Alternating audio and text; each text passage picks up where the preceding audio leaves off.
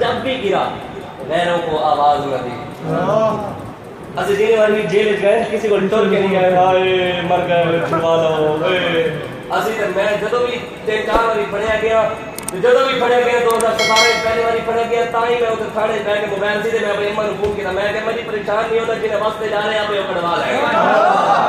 اس دفعہ بھی جدو انہوں نے بہاولپور چاہیا تے میں پہلا فون اپنی اماں نوں ہی کیتا میں کہ اماں جی ووٹ پڑے گیا تے جدو جنہیں واسطے جا رہے آپ یہ چھڑوا لیں جنہیں واسطے جانے ہیں خدا دی قسم مدد فرمانے لیکن انہوں نے بھروسہ ہوئے تھا.